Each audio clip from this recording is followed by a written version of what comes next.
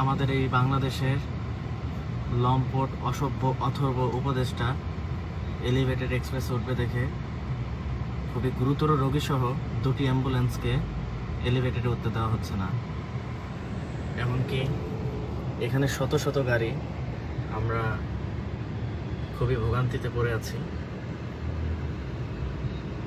অ্যাম্বুলেন্সের যে রোগী আছেন, রোগীর স্বজনরা অনেক আকুতি মিনতি করার পরেও পুলিশকে মানানোই যাচ্ছে না। আপনারা হয়তো দেখতে পাচ্ছেন লোকটা কতটা অসহায়। একটা মানুষ কতটা অসহায় হলে এরকম ভাবে আকুতি করতে পারে।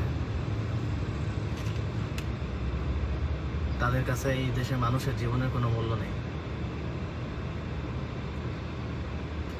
দুটি অ্যাম্বুলেন্স তারা এলিভেটেড এক্সপ্রেসওয়ে তুলতে পারছে না।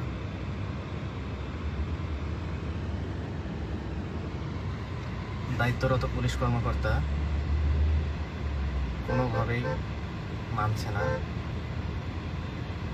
আসলে এই দেশের মানুষের জীবনের কোনো মূল্য নেই এখন। দেশটা যেমন খুশি তেমন সাজাতে পরিণত হয়েছে।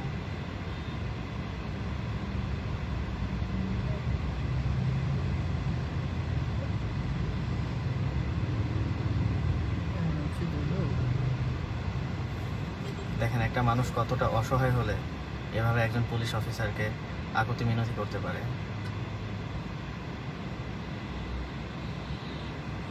আজকে যদি কোনো দুর্ঘটনা ঘটে, এই জীবনের মূল্য কে দিবে?